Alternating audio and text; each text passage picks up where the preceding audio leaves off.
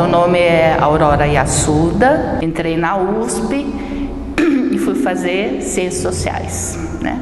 Final de 68, prestando vestibular, imagina, época de alta ebulição política, participava de movimento estudantil secundarista. Eu fui morar numa república, várias repúblicas, e tinha que me sustentar, né? E aí que eu fui cair na pesquisa. Eu fui fazer um estágio, porque na época existiam muitas empresas que faziam o levantamento de dados dentro da própria empresa, né? A área têxtil do Moinho Santista fazia tudo direitinho, as pessoas me adoraram, né?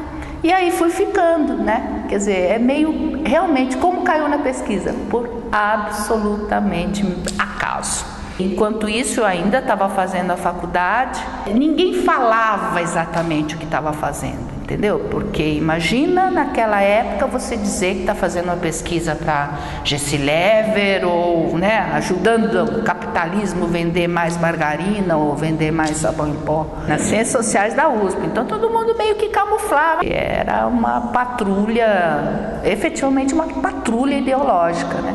De lá eu fui para Thompson. Thompson tinha 3 unidades separadas, uma de RP, uma de promoção e uma de pesquisa. Quem estava lá já era gente do mercado, né? O Arthur César, que vocês também entrevistaram, pessoa super importante nesse processo. Arthur César, quem mais? O Álvaro Marque e a Marisa Brojolo. Ela era mais qualitativa, assim. E quem mais também? Um tempo depois também veio trabalhar o Ney, que está hoje no Ibope. Foram essas pessoas assim mais importantes, né, assim que eu me lembro, que foram significativas para minha formação, né? 73. Essa empresa da Thompson se chamava Axioma, que fecharam, aí abriu uma outra empresa que chamava Teorema. O Axioma passou para o Teorema.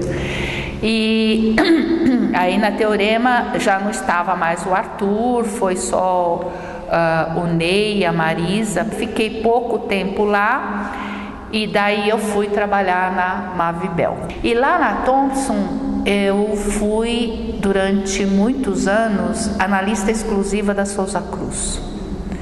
Então trabalhei com cigarro, sei lá quantos anos, né? Eu me lembro de ter começado uma pesquisa nacional sobre consumo de cigarros. Eram 230 cidades, sei lá para dar um número bem alto, porque era grande, se não fosse 200 são 130, vamos dizer assim, cidades entrevistadas, pesquisadas na amostra. Era o tipo de coisa, demorava tanto para ter informação.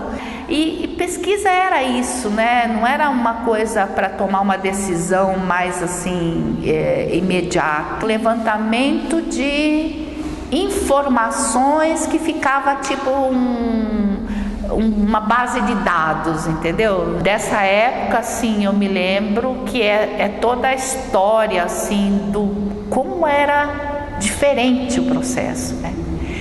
Você botava na proposta, assim, 1 mês para fazer o questionário, 2 meses para fazer o campo, 1 mês para fazer mais a codificação, o processamento, né? Tinha que ser, porque imagina, para você bater o questionário, aquele stencil, né, que você fura, né, faz batido na máquina, aquilo furado, enfim, e conserta uma coisa, você tem que rebater o questionário inteiro, porque não tinha essa coisa de o delete, né, o del, né, não tinha isso, enfim. Demorava mesmo, e processamento, aquelas tabelas enormes, tinha que processar no mainframe, mesmo para fazer análise você tinha que escrever tudo à mão, montar as tabelinhas todas à mão, era outro processo. A maioria das pesquisas eram chamado tipo hábitos e atitudes mesmo, né? Uma pesquisa exploratória, ou mesmo de imagem, era um estudo que envolvia um levantamento completo da categoria, tanto que era muito mais importante o relatório do que a apresentação. Também dentro das empresas tinha uma pessoa de pesquisa, né? E que era o suporte do pessoal de marketing. Por exemplo, na Gessilever, o primeiro que veio aí implantar todo esse processo foi o Jake Shakar, né? Que veio da Inglaterra e meio que fez essa ponte entre instituto e empresa, ficava lá dentro e refazia, fazia, interpretava os números. A gente não falava direto com esse marketing, né? Hoje a gente meio que esse intermediário acabou, né? Sabe? Você não vê pesquisador dentro de uma empresa. E eu me lembro das recomendações que o Álvaro, a Marisa, ou mesmo o Arthur César falava: olha, você não escreva nada no relatório que o número não confirme. Não você ir para uma recomendação, entendeu? Não, isso é coisa deles lá, não é para falar isso, né? Era bem diferente, né? Isso vem mudando, né? E mudou drasticamente. Uma pessoa que eu acho que foi de extrema importância para minha formação, que foi o Akira Nakamura. Ele era o chefe de campo. A formação dele foi do IPOM, ele trabalhou lá no IPOM com o Maxime, o Benito, né? O Benito que era do campo, o Benito, não sei onde anda o Benito Calça. E ele estava como chefe de campo lá da Thomson. É o cara que entendia como você operacionalizar toda aquela parte acadêmica, estatística e aplicar isso no campo e de uma forma custo-benefício. Um cara brilhante.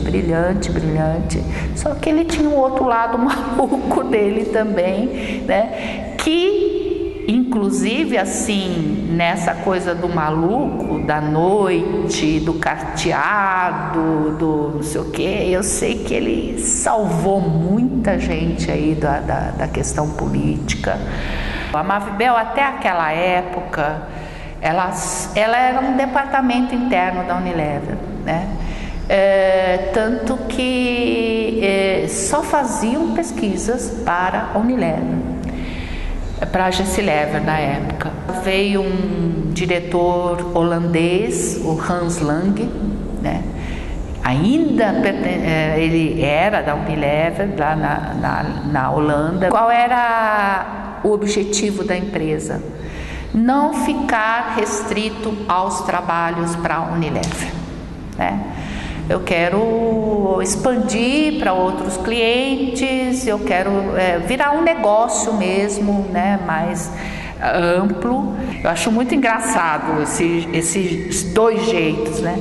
E a escola Mavibel é uma escola muito mais assim britânica, então tinha os grandes manuais, né, de como é que faz teste de produto, que eu acho que isso perdurou por muitos anos, como é que fazia, como é que não fazia, todos os processos todos eram todos meio manualizados, né? O Dr. Otávio tinha essa coisa com a pesquisa social, ele tem uma ligação com a antropologia, não sei se ele contou isso para vocês. Até tinha, na época, inclusive, tinha muitas pesquisas assim, meio ligada com o Serviço Secreto Americano, ONU, todos esses órgãos meio formais aí americanos, né? Até 84, acho que eu fiquei na Mavibel, já trabalhando para muita coisa de fora da Unilever. Existia um interesse muito grande, respeito muito grande pela diversidade, pelas diferenças, né? Então, assim, tinha muito estudo. Desenvolver uma margarina para o Nordeste, né? Ou desenvolver um sabão em pó para o Nordeste, né? Ou como é o consumo no Nordeste, como é o consumo no Sul, como é, né? Hoje você vê 90% dos estudos está centrado em São Paulo. A globalização vem de muito longe. Eu acho que até uma coisa que é feita para a América Latina vai para a América Latina inteira, entendeu? Não existe tanto essa preocupação. Talvez tenha uma adaptação ou outra, mas a preocupação antes era muito maior. Em 83, 84, eu saí da Mavibel. Eu fui meio que seguindo a trilha do Álvaro Mark, né? Ele foi para a Mavibel, eu fui para a Mavibel. Aí ele saiu da Mavibel e montou uma empresa que chamava Mark e Nakamura, com o Akira Nakamura. Então juntamos 3 lá de novo. É uma empresa que foi super bem, cresceu muito. Mas aí depois em 88 saí.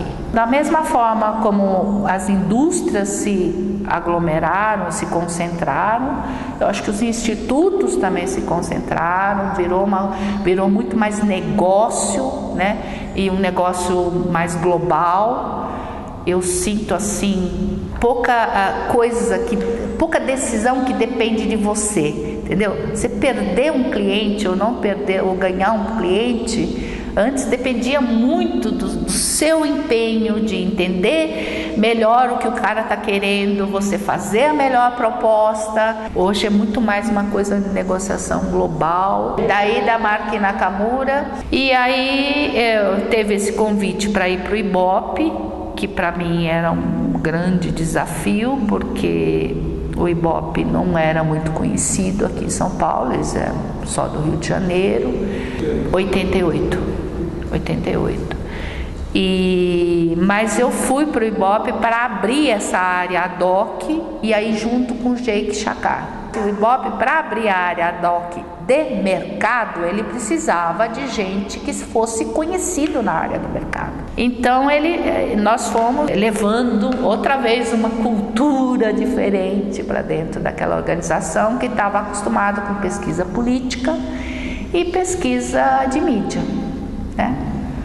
E de lá para cá a história que foi crescendo. Desde 93, 94, eu e Jake começamos essa negociação com a Millward Brown, ainda uma empresa não WPP, uma empresa pequena lá da Inglaterra, começando a se internacionalizar, 93 até em 2000, quando resolveram que a Millward Brown seria uma empresa separada do Ibope.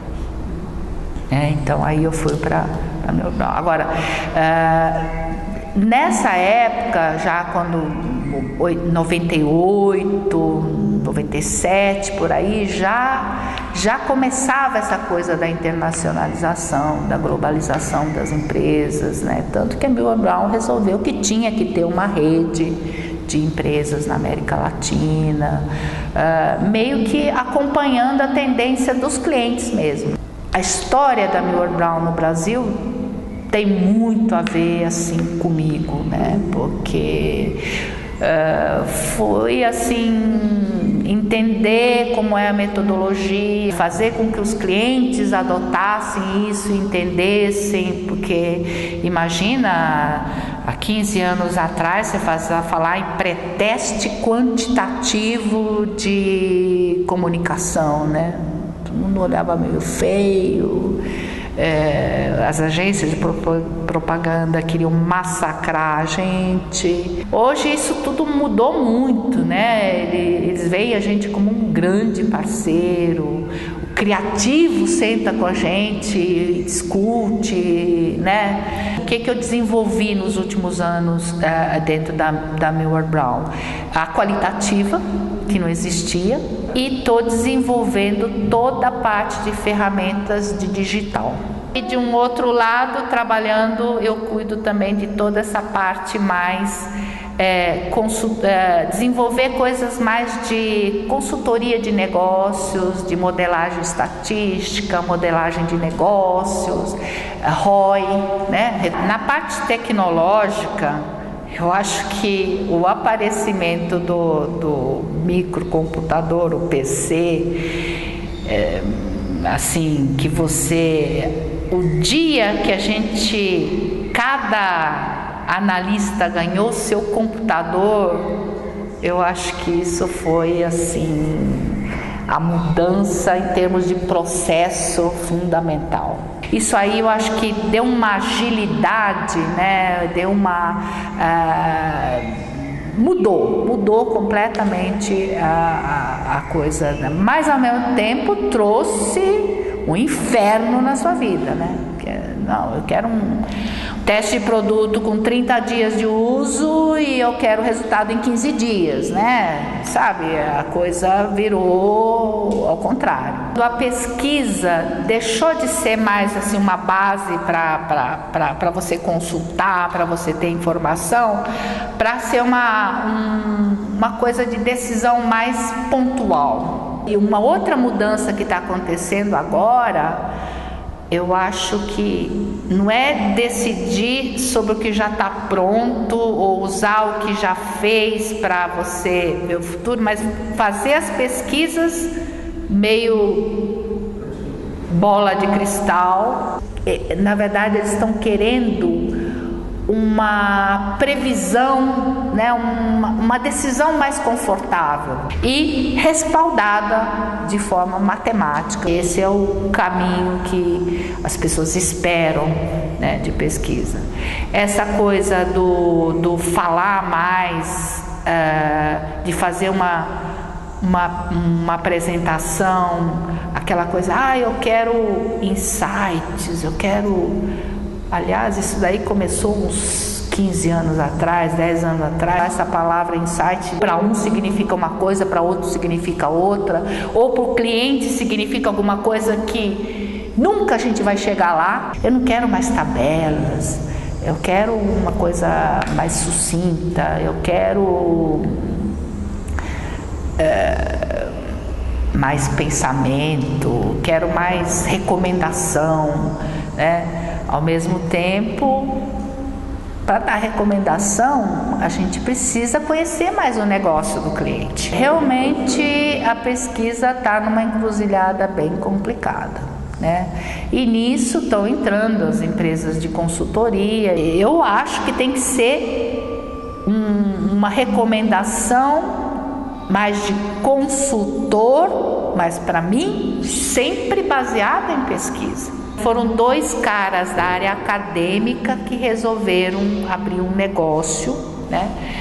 Que era o Álvaro Mark de estatística e o Rodolfo Aze. Esse instituto formou muita gente, mas efetivamente não era um business. O Álvaro, ele era o professor nato. A forma dele falar com você era uma forma que fazia você pensar. Às vezes ele destruía seu pensamento, botava de cabeça para baixo.